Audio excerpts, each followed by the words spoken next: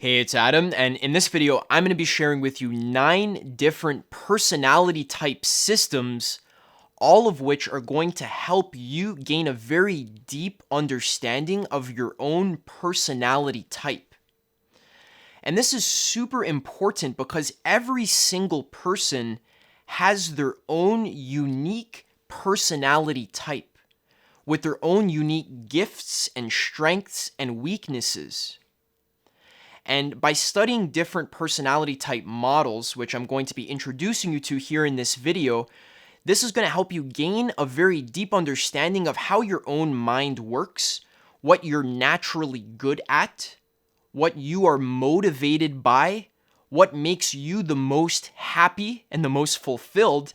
And then you're going to have a much easier time designing your life in such a way so that you can capitalize on your strengths and minimize your weaknesses. This here is one of my favorite topics to study and think about and learn about because learning about personality types helps me understand myself and then design my life in such a way so that I can spend as much time as possible capitalizing on what I'm naturally good at.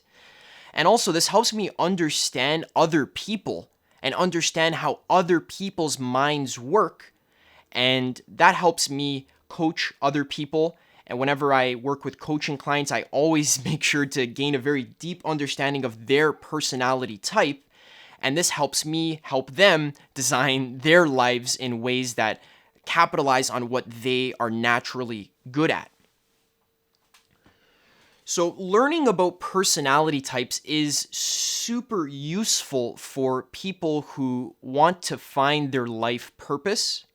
If you're someone who isn't really sure where you should be directing your energy in your life, you're not really sure what kind of career you should go into or what you want to be devoting your time and energy to, then the first place you should start is learning about your own personality type and taking some of the tests that I'm going to be recommending you here in this video. Because by learning about your personality type, you're going to learn about what kind of careers best suit your unique strengths and weaknesses. Also, personality types help you navigate relationships much easier. So if you have intimate relationships or just friendships, and you understand how your own mind works, then you're going to know how to communicate better. Excuse me.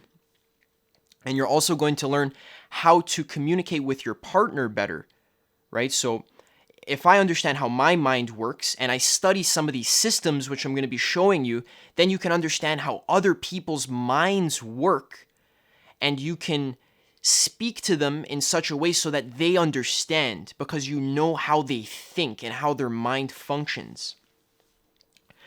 Learning about personality types helps you manage your money so that because you know what you are naturally going to spend all your money on, so you kind of strategize and use your money in a way that so you can capitalize on your strengths.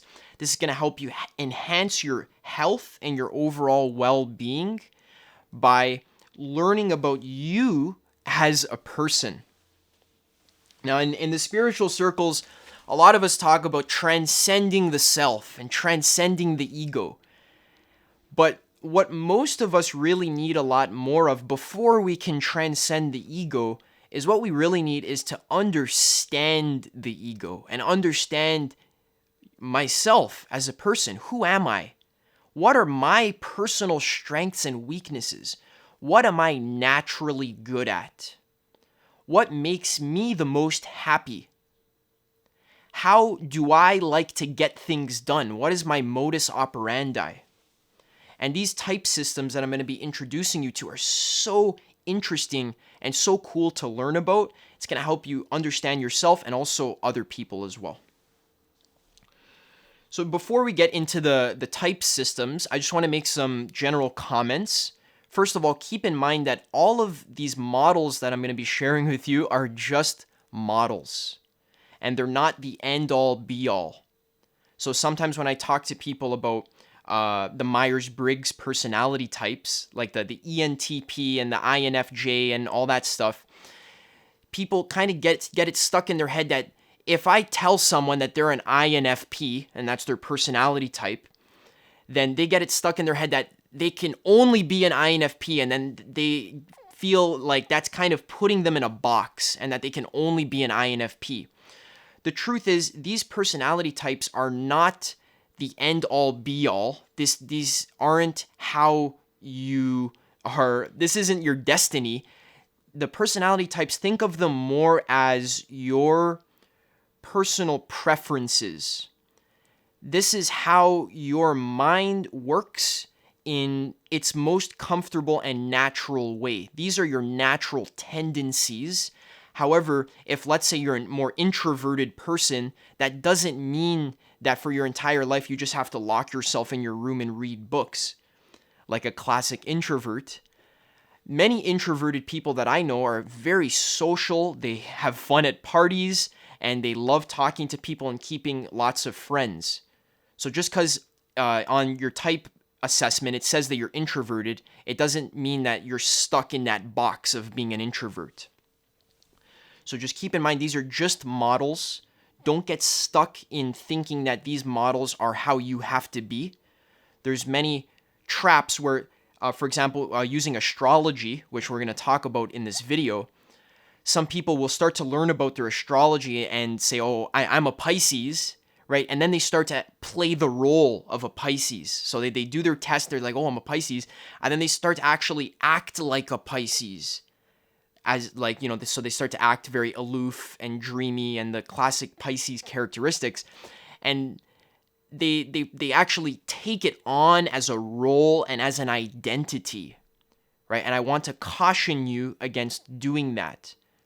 These models are helpful for helping you understand your natural tendencies, but there are many traps where you can become overly identified with being an INFP or being a Libra or a Leo, right? So just keep that in mind. Don't overly identify. These are just loose ideas and models. It's also very important to study many different models, which is why I'm introducing you to 9 different systems in this video. Because if you only use one system, then what's going to happen is your mind is going to get stuck in a box and you're not going to be intellectually flexible enough to jump between different systems and ideas, and you're going to get stuck in a rigid way of thinking, and I don't want that to happen to you. Also, personality is a super complicated thing. So there are many different factors that affect our personality. A lot of the factors are nature, and a lot of the factors are nurture. So many people have natural brain types where just because of your own genetics or because of the way that you're born, or you can even think of it like the way of your soul's purpose, just because of your birth, you exhibit certain tendencies. Whereas our personalities are shaped by nurture, so our environment, and they're also equally shaped by our biology and by our natural tendencies that are with us from birth. So it's very difficult to say if nature plays a bigger role in shaping your personality or if nurture plays a bigger role in shaping your personality. Definitely both nature and nurture play massive roles in shaping our personalities. The way you're raised affects your personality big time. And however, what these systems are going to be teaching you about is the nature aspect of your personality type. So what are your natural tendencies? And that's something that I personally find super interesting, because it's almost as if our soul has a purpose, and you come here born with innate strengths and passions and motivations that are innate, and they almost seem to come from some place deep within. And that's what these models are going to help you understand about yourself, which is so important. All right, so it's good to mix and match models. Use these models, study them, learn about them, and then eventually go beyond them and let go of them. All right. Okay, so let's get into the first personality type model, which is one of my favorites to use. I've spent a long time learning about this model. And just as a general disclaimer, I am not an expert in any of these personality type models. I just kind of study them as a hobby. I like to learn about them and research them. I'm not a leading edge a researcher or expert in any of these models. I'm just sharing them with you, sharing my own understanding of them. And one of my strengths is the ability to study many different models and kind of bring them together, as opposed to learning one model and becoming a technical expert on it.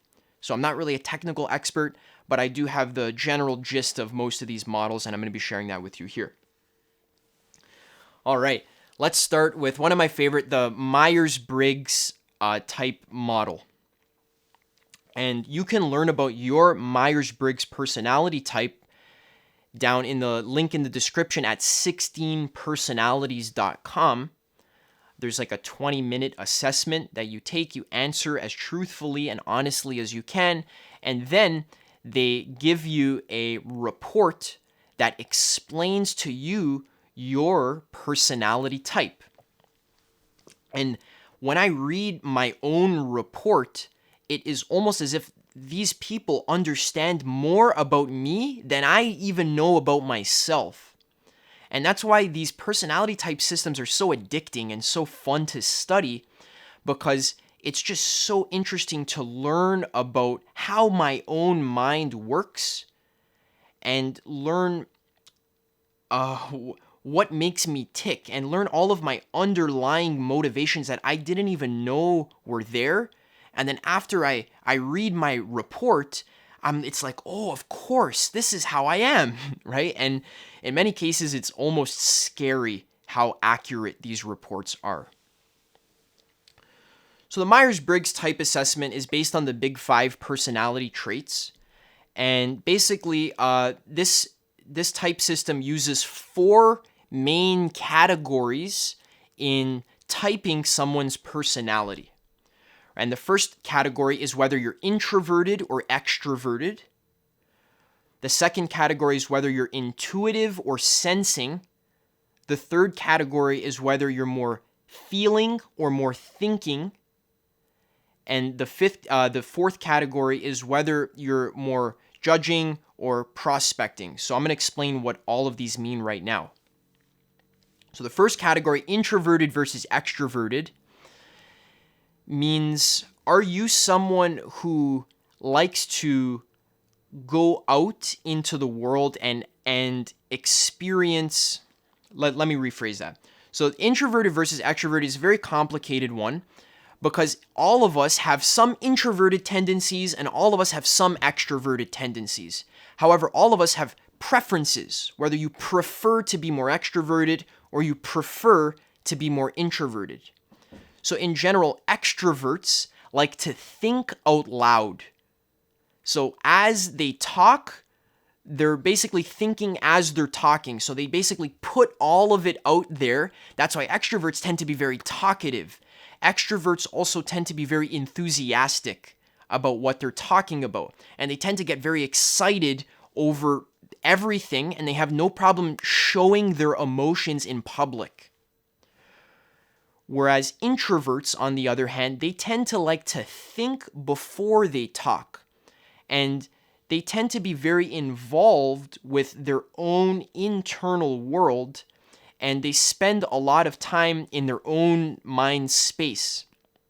And they're very careful about what they say and how they act and how they show their emotions and express themselves publicly.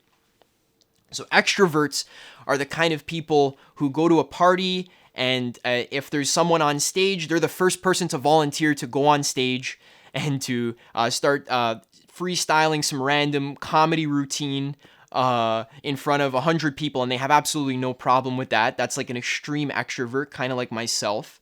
I'm very extroverted. Whereas my girlfriend, she's very introverted.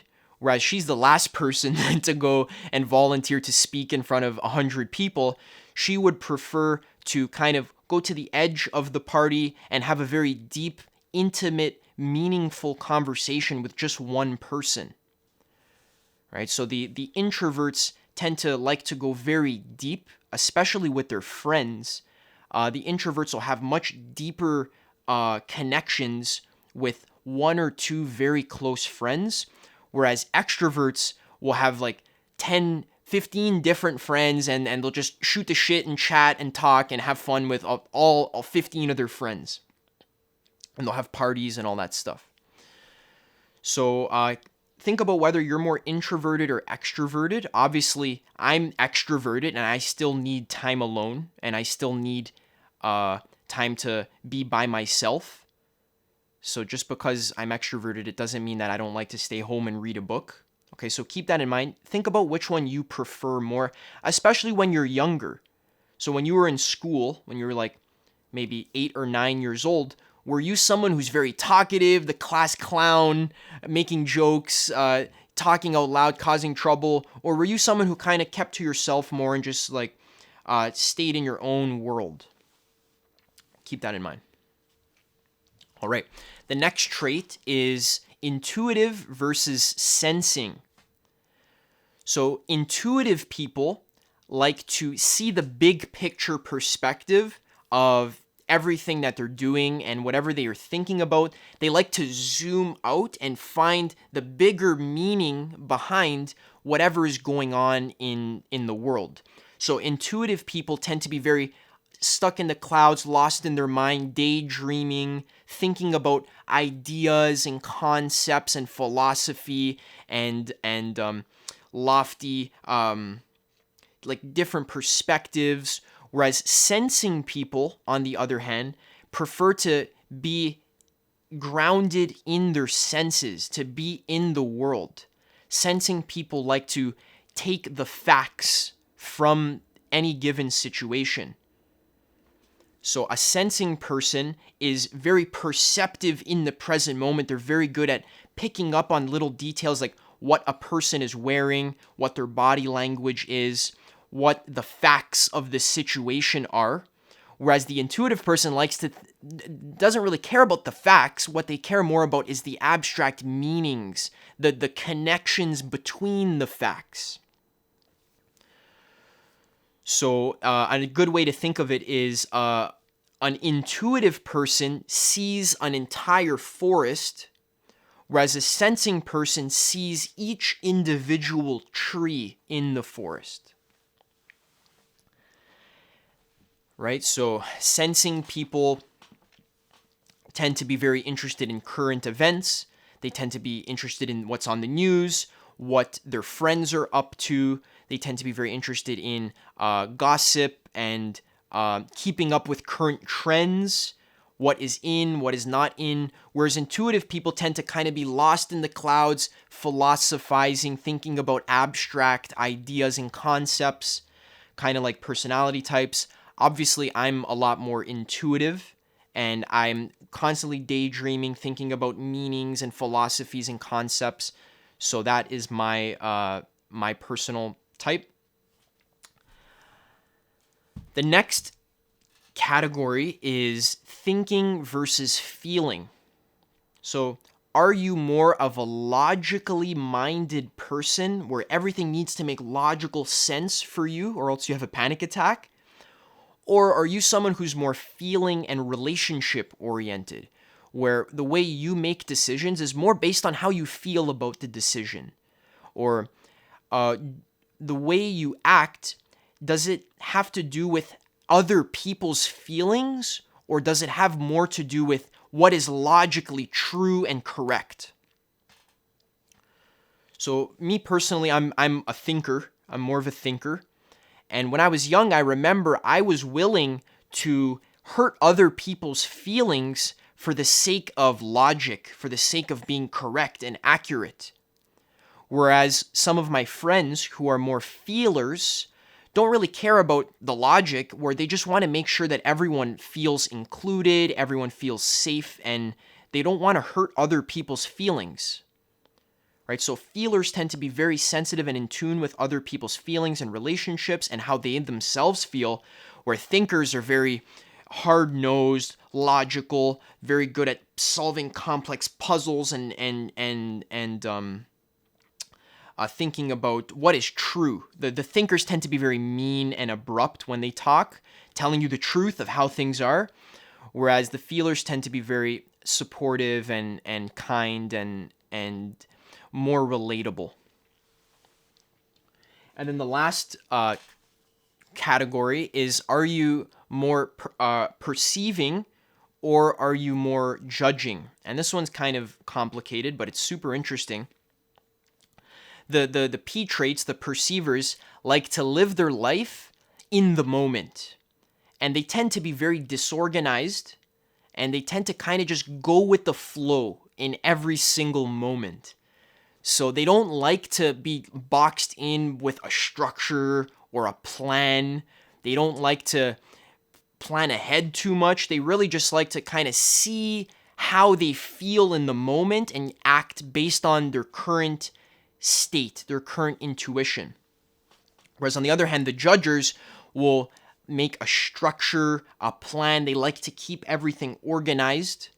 They like to shower twice a day, keep everything nice and clean. They like to create structures and to follow schedules. And this helps them keep their life in order. Whereas on the other hand, the perceivers, they like to think on their feet, and they tend to kind of leave things around and not really worry about putting things in their proper place. They just kind of like to go with the flow of life. These are more creative type people, and I'm more of a P, more disorganized, but also good at making things up and thinking on my feet, which is kind of what I'm doing here with this video. So my personality type is an ENTP, and I'll tell you about how this is actually practically useful for you to understand, and I'll give you an example. So I'm an ENTP, which means I'm extroverted, intuitive, thinking, and perceiving. And now all four of these traits, they kind of come together in a way where they're greater than the sum of their parts. So an ENTP is someone who is extroverted. They like to talk and be out there and be in the world, whereas an introvert would like to be kind of in their own mental area. So the ENTP is extroverted, intuitive, likes to talk about ideas and concepts and philosophies, and also thinking. Thinking is, it likes to be accurate, likes to be precise in the way that we talk. We like to have things make logical sense, things to line up logically. And also perceiving means we like to think on our feet, and we like to brainstorm and talk, and the caricature of the ENTP, which is my type, is the debater. So ever since I was young, I've always been a very confrontational, debatey type of person where I always question other people's opinions and ideas, and I tell them 10 reasons why they're wrong, and then I bring in philosophy and all the books that I've read and some random things that I've seen on YouTube, and I like to fight with people and kind of spar with them in a mental, conceptual kind of way. That's the ENTP personality type. So for me, if I want to design my life, I need to put myself in situations where I can speak my ideas, where I can get my ideas out there in the world, and I can explain things in a logical way so that people understand. I like to deal with abstract concepts and also make them simple, logical, precise, easy to understand, and also think on my feet and just have fun and enjoy the moment. Another example, so let's do an introverted example, was, let's say my girlfriend, for example, she is an INFJ,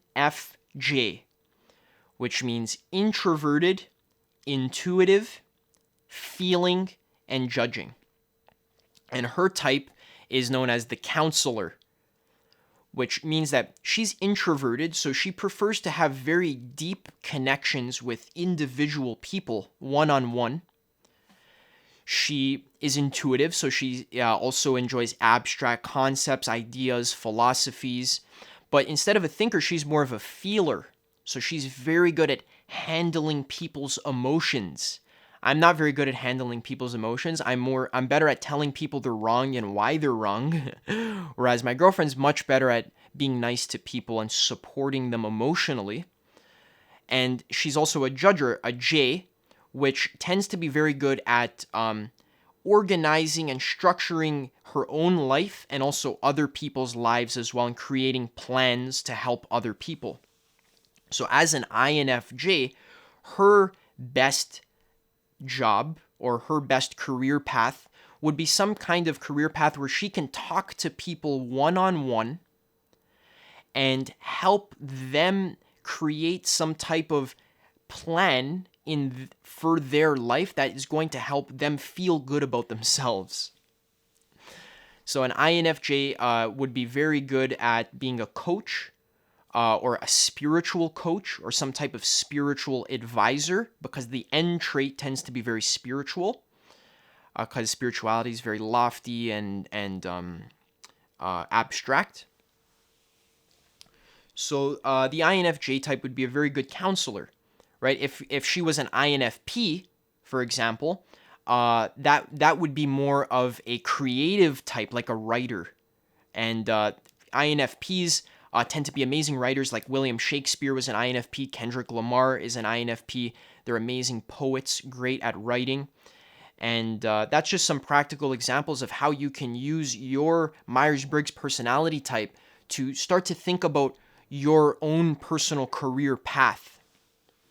So think about, am I more introverted? If you're more introverted, that means your life is probably, your career is probably best where you can spend a lot of time in your own world, thinking, being creative, and spending time with yourself, or building deep one-on-one connections with people. Whereas if you're more extroverted, then you should probably be hosting events, going out there speaking, or conversing with people, managing people, being a leader. Extroverts tend to be very good leaders. And yeah, okay, I've spoken a lot about the MBTI. Now let's talk about the next personality type system, which is the VIA Strengths Assessment. This was created in the last 20 years by a whole team of researchers and scientists. Over 50 researchers worked on this model, including Martin Seligman, who wrote the book Authentic Happiness. And keep in mind, all of these systems are science-based. So this isn't just like some like lofty, like woohoo, like random shit that people made up. These are all based on surveys, data collection, and researchers devote their entire lives to creating these personality type systems. So it's important that you take them seriously and you know that they're not screwing around here, okay? So the VIA Strengths Assessment is super good for learning about your own unique strengths. And what this assessment is about is, this assessment says that there is 24 main human strengths. And every single human being has some combination of these 24 strengths. And here's a list of the strengths. The first one is appreciation of beauty and excellence, bravery, creativity, curiosity, fairness, forgiveness, gratitude, honesty, hope, humility, humor, judgment, kindness, leadership, love of learning, perseverance, perspective, prudence, self-regulation, social intelligence, spirituality, teamwork, and zest.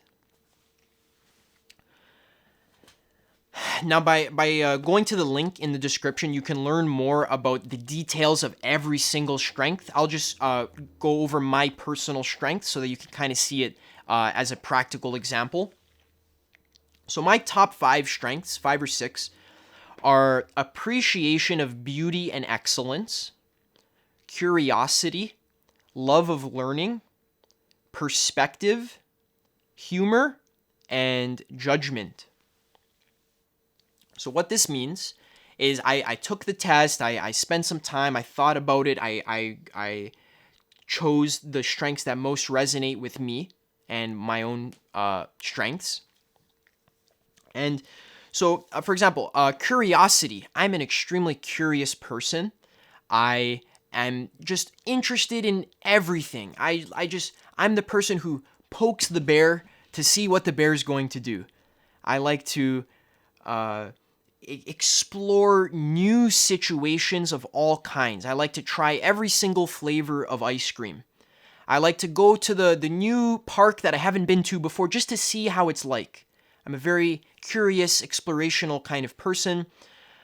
Also, love of learning is a very strong one for me. So I like to learn things. I like to learn how stuff works. I like to get good at something.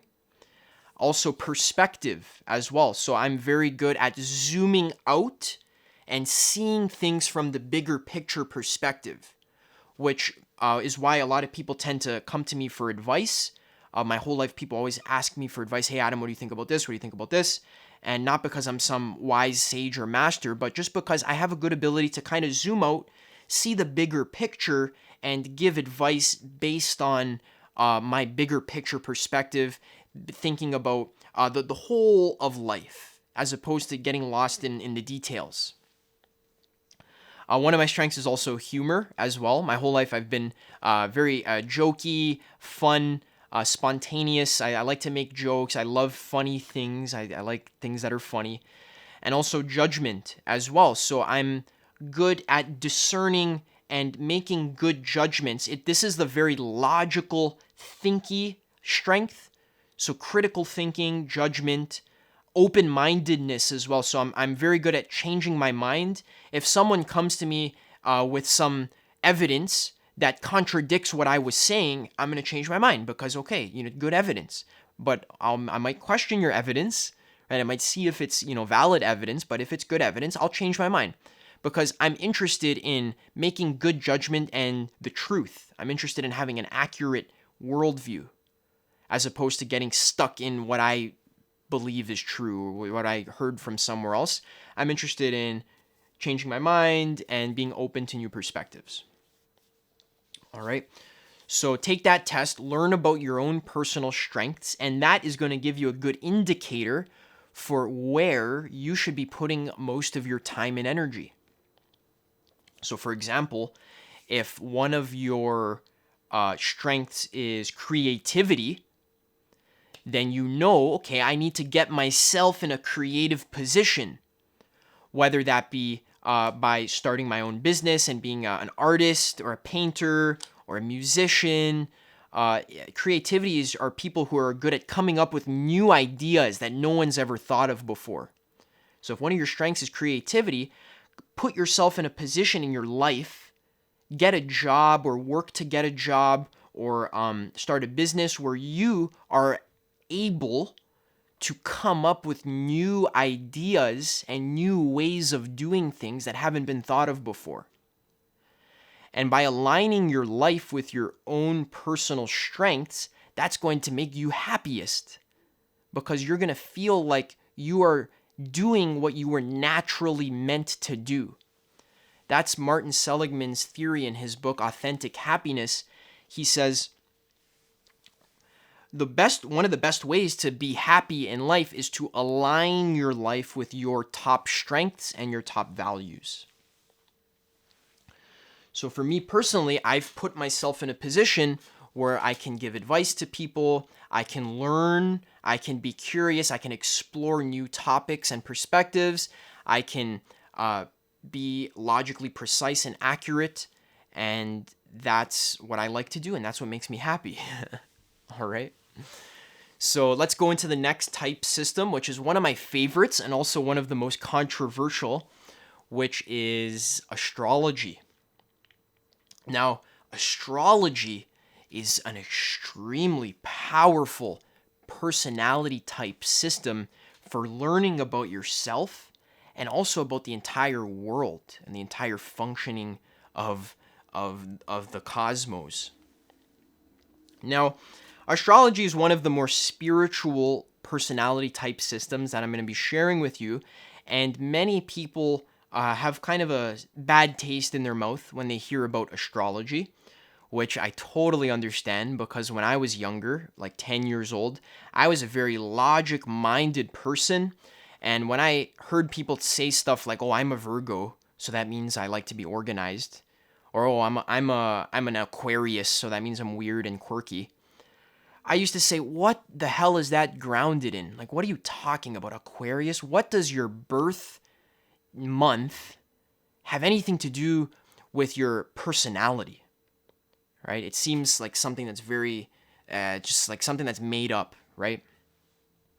So that's how I thought most of my life until I was about 18 years old. I started opening my mind a lot more, and I discovered that astrology is actually an ancient science. And a lot of the bad taste in people's mouths from astrology comes from people who misuse it on Instagram. You see those accounts where it's just like Pisces quotes, and it's just like watered down, stereotyped versions that can apply to anyone. But if you go to an actual astrologer, I have a good friend who's been practicing astrology for like 20 years. He's an amazing astrologer. You start to realize that astrology is a freakishly profound and accurate personality type system. If you want to get your own birth chart read, go on the website Cafe Astrology and input your date of birth, month of birth, and also your place of birth and the time of birth as well. So we have a very accurate understanding of the exact position of the planets, the moon, the sun in the star system. Somehow, some way, almost as if all of reality is infinitely interconnected with itself, somehow, some way, astrologers can give you freakishly accurate predictions for your own personality types, your own motivations, your own strengths and weaknesses, and your shadow material. All of that can be figured out by a really good astrologer. And this is, I'll give you a little gist of how it works. So there's 12 signs in the sky, which the Earth is, a round planet, apparently. And throughout the stars around us, there are 12 signs, which is like an area of the night sky. So the first sign, starting at 0 degrees, the first sign is Aries. The second sign is Taurus, and then it goes in a circle to Gemini, Cancer, Leo, Virgo, Libra, Scorpio, Sagittarius, Capricorn, Aquarius, and Pisces. And Pisces is the last sign, and then it starts again at Aries. And if you want to learn more about astrology, if you actually want to learn about how amazing astrology is, check out Alan Oken's book called The Complete Astrology. This book totally blew my mind. I had no idea that astrology was like this amazing and this useful for understanding reality. But every single sign, Aries, Taurus, Gemini, they all have their own qualities, their own characteristics, and each of them represent a certain aspect of human life and of life in general. It's freakishly crazy, and you got to have an open mind to understand this. But for example, Aries is the first sign, the sign of the ram. And the ram is very headstrong. Aries people tend to go headfirst into situations. They're very impulsive. Aries is also a fire sign. So the fire signs tend to be very passionate, impulsive. They tend to get angry very quickly. They have a lot of wrath and fire energy. They can be destructive, also powerful and passionate. there's 4 elements. Each sign is either, there's 3 fire signs, 3 earth signs, 3 air signs, and 3 water signs.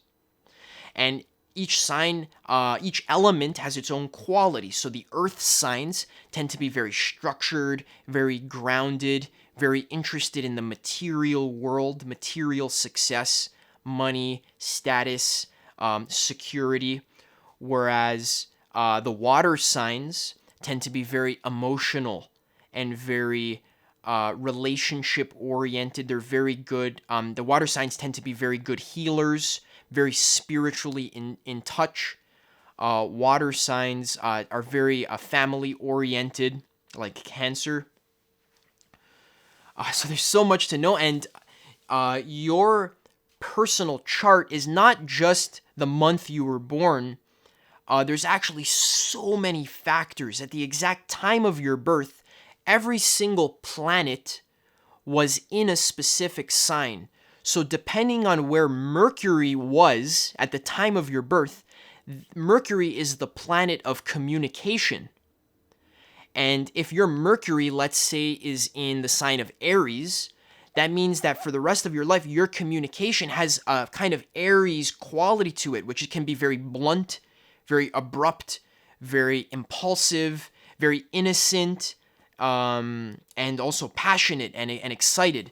Whereas, for example, if your let's say your Mars, which is the planet of personal direction and your masculine energy, if your Mars is in the sign of Gemini, Gemini is a very intellectual, thinky kind of sign, very light energy. It's an air sign, so it's very intellectual, of the mind.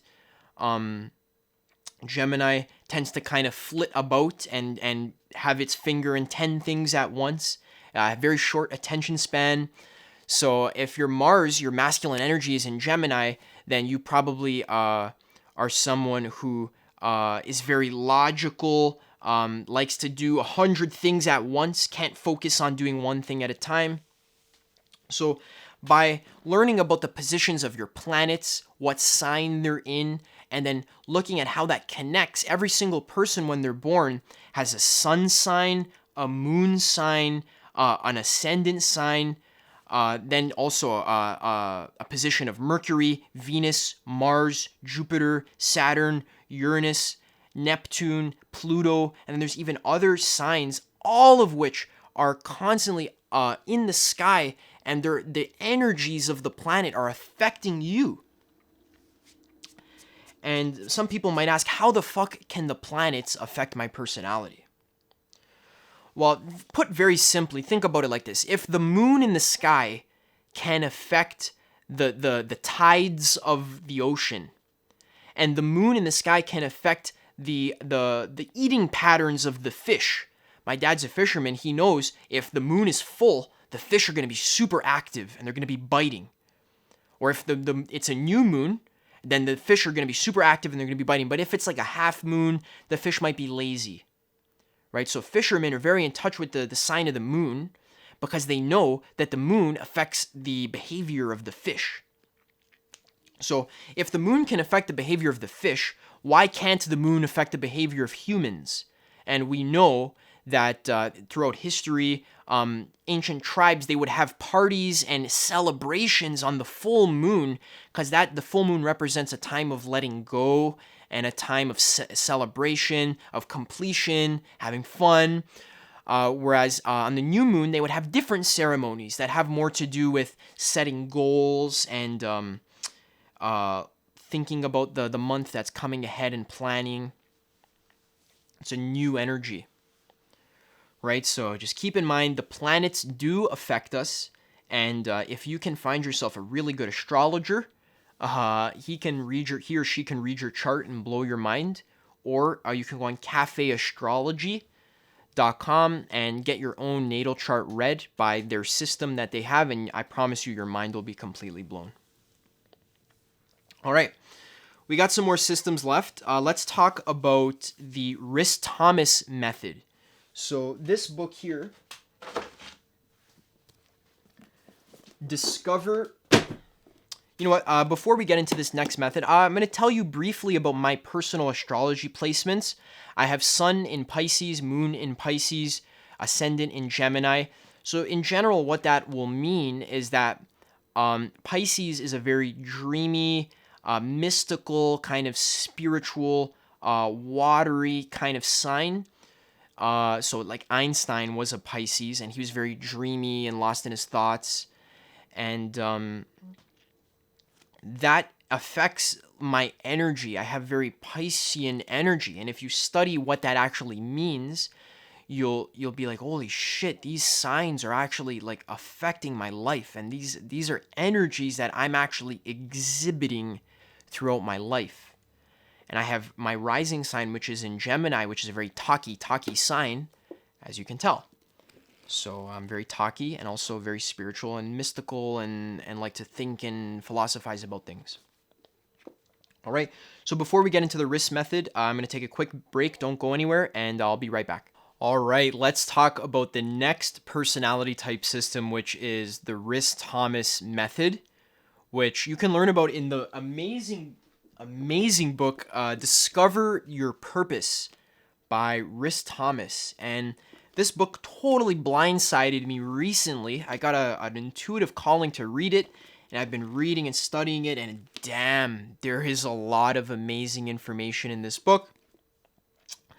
This book is about how to use these 5 life purpose profiles in order to discover your own deepest strengths. So, Rhys says that there's 5 main personality types. You won't really be able to see it in the camera, but this is how the 5 types look.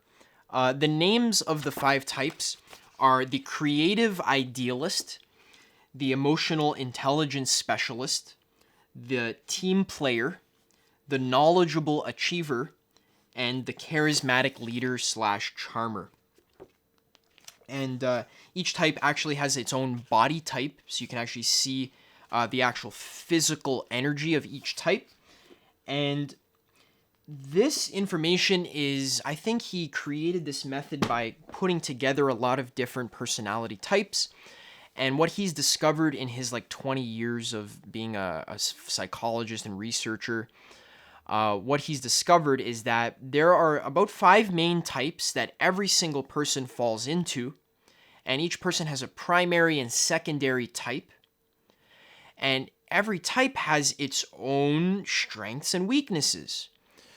So the creative idealist is someone who spends a lot of time in their mind. They have very tall, stretched out vertical energy. They tend to be very fidgety, always thinking about ideas, concepts, lost in idea land. They tend not to be in their body very frequently. They tend to avoid physical confrontation of any kind, and they tend to retreat into their own little world if there's any type of fighting or confrontation that's going on.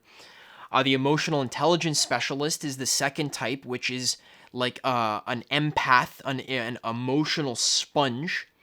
These people are super sensitive to all kinds of feelings, their own senses, 5 senses. They're sensitive to other people's feelings, their own emotions.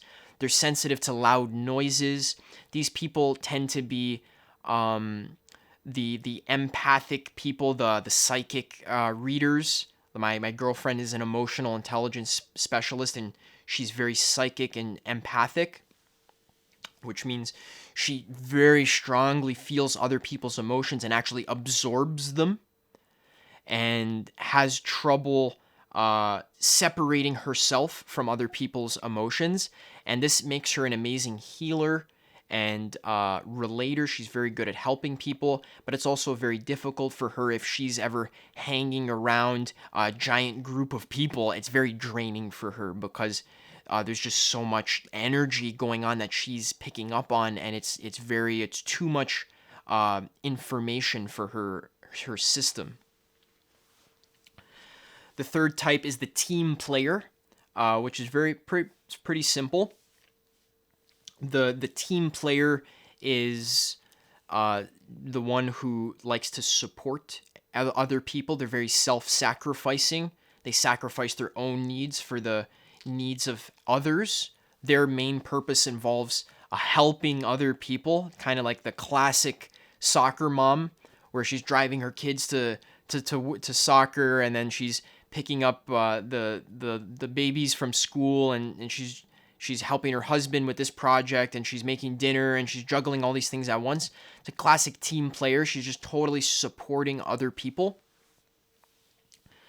The fourth type is the knowledgeable achiever, who is very obsessed with competence, very obsessed with being the best at basically everything that they do, very obsessed with being accurate, making things perfect, very obsessed with the idea of mastery and being awesome. So a knowledgeable achiever. I'm an example of someone who's a knowledgeable achiever.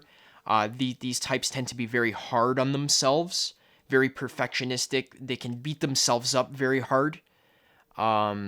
And they can tend to work their asses off and don't give themselves enough time to rest and relax because they feel that they need to constantly be working hard in order to receive love from other people. And the last type is the charismatic leader or charmer. And this type is kind of like a chameleon, where they kind of are very good at doing a little bit of everything. They're like a jack of all trades kind of person. They tend to be very charming, charismatic, very good at manipulating other people, using other people's emotions. They're very good at seducing other people if they're girls or even guys. They're good at getting their way by manipulating people, being super smooth talking, and they're very obsessed with the idea of winning and being the best.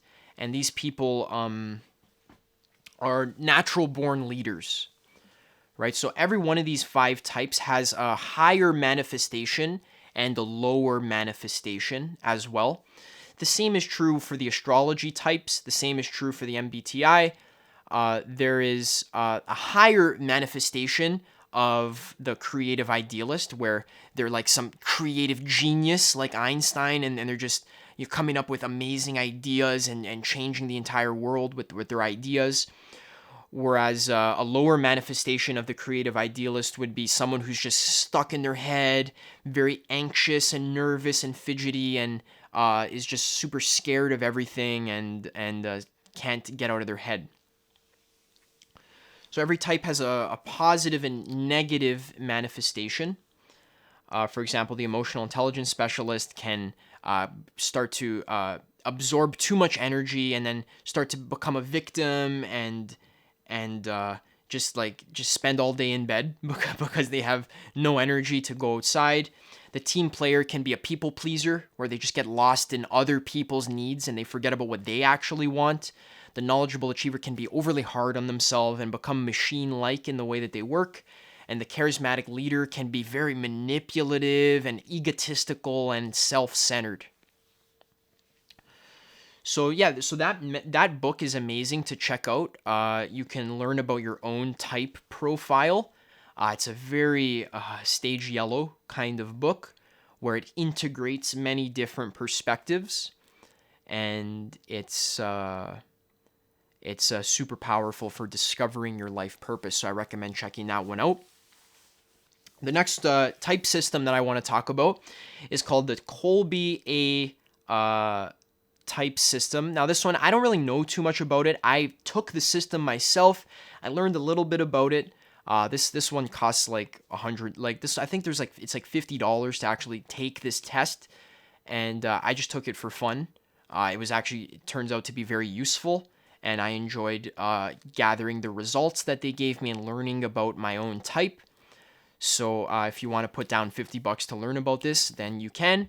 The Kolbe A type system was developed by someone whose last name is Kolbe, and basically this type system teaches you about your modus operandi, which means how you get things done.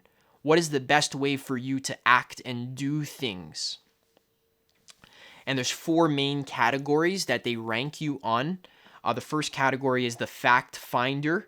This is how you gather and share information. The second category is follow through. This is how you arrange and design. This is how you actually do the thing. The third category is quick start. So this is how you deal with risk and uncertainty. And the fourth category is the implementer. This is how you handle space and things and ideas. So I'll just give you my personal results. What they do is they rank you on a spectrum, and no type is good or bad. They're all equal. They have their own individual strengths and weaknesses. For me personally, my fact finder is a 6, which means that I'm right in the middle. It's 1 to 9, so 6 is about in the middle. And 1 is oversimplifying everything, making things simple, whereas 9 would be complexifying everything and getting all the little nitty-gritty details. I'm in the middle. So what that means is, like, I'm a bridge between taking complex topics and making them simple, or taking simple topics and making them more complex. So I thought that was so cool to think about. My follow through is a 2, which means I'm very adaptable. I like to kind of do things on the fly, make things up as I go, shortcuts. Whereas if I was a 9, that would be very like by the book, doing things the classic traditional way. My quick start is a 9, which means that I'm very ballsy. I just kind of do anything. I don't care about risk. I just like try new things constantly. I'm looking for new ideas, solutions, new ways of doing things. It's the innovator. And my last type is a 3, so my implementer. What that means is the 1 would be envision. So you think of ideas very conceptually in your mind, whereas a 9 would be you can only handle ideas if they're acted out and in the world, in the body, something you can actually touch and hold and handle. So for me, I'm very good at dealing with concepts and visions and ideas. All right. So that is my Kolbe A report. You can check that out if you want. It's $50, worth it. The next type system is Spiral Dynamics, which I made an intro video to. Check that out. Spiral Dynamics is a developmental psychology system, which is more than a personality type system. This maps out how human beings grow and evolve in the levels of consciousness as they become more mature, more developed, and as they move throughout life. One day I plan on finishing my Spiral Dynamics series. It's just a lot of info, and right now is not the right time. I got to beige, which is the first stage. But if you want to learn about Spiral Dynamics in a lot of detail, check out Leo Gura's series on actualize.org. He goes through every single stage in immense detail, and it's a life-changing series. One of the best ways you can invest your time is just by listening to him talk about Spiral Dynamics. It'll change your life forever. And also, ego development theory is the 7th system, which is very similar to Spiral Dynamics. It's another developmental psychology model. And ego development theory is so cool to learn about how egos grow and evolve and as they mature. So that's something interesting you can check out. The 8th type system I want to mention is the Enneagram. I don't really know too much about the Enneagram. I haven't studied it that much. All I know is that I'm a type 7, wing 8. Basically, the Enneagram is a system. There's 9 main personality types. You take their test, and then they come back and give you the strengths and weaknesses of your type. And also, you have a secondary type, your wing, as well. And then the last system I want to share with you is called the Triune Brain Model, which I got from Eben Pagan. And this model says that there are basically 3 main brain types that every human has. And in every single human brain, there is a physical brain, which is kind of the reptilian brain, where it's very in the body, physical, in the world. The middle brain would be the emotional brain or the mammalian brain. So this has to do with emotions, bonds, relationships. And the higher brain would be the thinking brain, and that's the third brain. So that's the neocortex of that only humans have. So it's very thinky, conceptual, abstract. Uh, Higher and lower doesn't mean one is better than the other. It's just most people tend to prefer one brain over another. So, for example, me personally, I spend my life in my thinking brain a lot of the time. I'm very thinky in the brain. And then every person also has a secondary brain as well. So I'm thinking mainly. And then secondary, I think I'm more emotional. You know, I cry at sad movies and stuff like that. And I feel other people's emotions. Whereas I have a really close friend of mine who's a super smart guy. And his primary brain is physical. So he's more in his body. He's very active, always trying to work out and exercise and wrestle and do things in his body, dance. Whereas I like that, I like that stuff. That's fun, but that's not my primary way that I go about my life. I'm more thinky in my mind. Okay. So you can use all of these systems that I've shared with you, and you can kind of study one at a time. It's a lot of information all at once, but study one at a time. Learn about how the actual system works. Learn about what type you are, and also learn about what type you're not. So it's important to study the entire system because you actually learn a lot about how you are based on learning about how you are not. So, for example, with Myers-Briggs, I'm an ENTP, and my exact opposite type would be ISFJ, which is the defender type. So, a classic mother type, like a nurse, who is just super interested in just taking care of people. They're just very interested in giving people food, water, supporting people, sheltering, nurturing. Amazing. These ISFJs are amazing at doing that. Whereas for me, I'm not amazing at doing that. I don't like doing that at all. I'm more interested in fighting people intellectually, right? So I learn a lot about what I am based on learning about what I'm not. Okay, so that's an important point to keep in mind. And that basically sums up all of the 9 personality type systems that will help you understand and grow yourself. To summarize, we learned about the Myers-Briggs type system. We learned about the VIA strengths assessment. We learned about astrology. We learned about the Rhys Method. We learned about the Kolbe A system. We learned about spiral dynamics a little bit, ego development theory.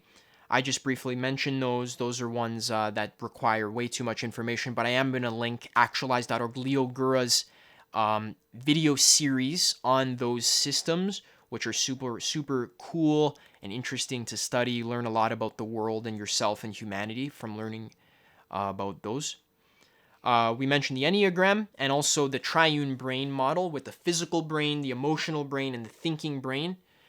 So keep in mind, learn about, let's say, Myers-Briggs, and just go around and type your friends. Learn about have your friends take the type, learn about yourself, take the test, learn about your profile, learn about your strengths and weaknesses, and feel, is it accurate? Is it not accurate? Is this me? Is this not me?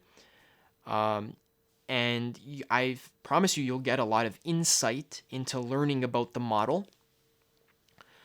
What a lot of people do is they're very lazy, so they just kind of take the test once, and then they read their type, and either they like it or they don't like it, and then they never think about it ever again.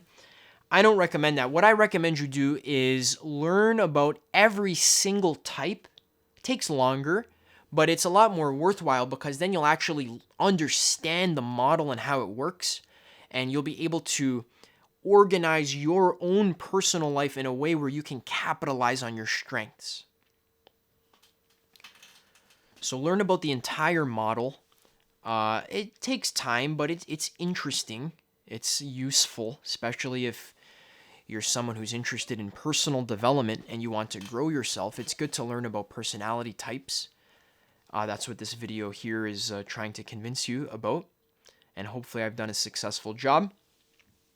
The best way to go from here is to check out some of the links I've shared in the description. Take the test yourself. Mix and match different tests. And then what you can do is you can create like a Word document or create a OneNote page where you can put all of the different tests that you've done and the results. Read about them, learn about them, especially learn about astrology, Myers-Briggs, strengths. And as you do that, you're going to start to gain a very well-rounded understanding of who you are as a person, what you're good at, what you're not good at, and you're gonna gain a much bigger picture understanding of how you should go about devoting your energy and time in your life.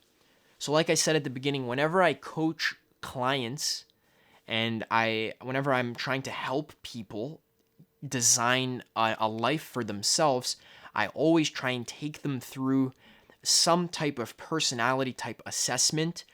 Since I have all these systems in the back of my mind, I just ask them questions and I type them myself in my mind.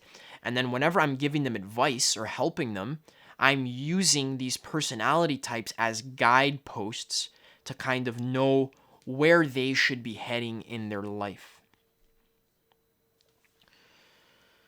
So, yeah, do this for yourself. If you want to talk to me one-on-one, then reach out to me on Instagram. Say, hey, Adam, I liked your video. Let's book a chat, and I'll book you in. We'll have a brief chat, and maybe if I feel like I can help you and you want to be coached by me, then I'll give you a free coaching call. It's a 1 hour call. It might even be longer, and I'll change your entire life. I promise. We'll create a plan together for what's working in your life, what's not working, where you want to go in your life, what direction you're heading in, what you want to avoid, what's not working. And then together we're going to create some concrete action steps for how to move yourself in the direction of what you ultimately want to create in your life. So that's what I do professionally. Reach out to me. I have a lot of other clients that are very happy. Maybe in the future I'll put up some testimonials or stuff like that. But I won't be doing this for long. I won't be giving these free one-on-one calls for long because my channel's growing and I'm growing and I won't have time to do this in the future. So if you're this far in the video, then reach out to me and maybe I can help you out. Otherwise, stay tuned for more videos. Subscribe to this channel because I'm releasing new content weekly. I'm actually moving places, so within the next couple of weeks I'll be moving. So maybe I won't upload that week. But as I set up my new studio, I'm going to be uploading a lot more frequently. It's my own spot, so I have way more quietude and alone time to just record, and I don't have to worry about other people disturbing my recording process. So a lot more content is going to be coming out. And if you watch this far in the video, then leave me an emoji. Which emoji are we going to do today? Leave me a red heart emoji in the comments if you watch this entire video through, and then that means you'll be part of the little secret club that watched through this entire content, because there's a lot of info in here. Leave me some criticism, what you liked, what you didn't like. I know there's so much info here in this video.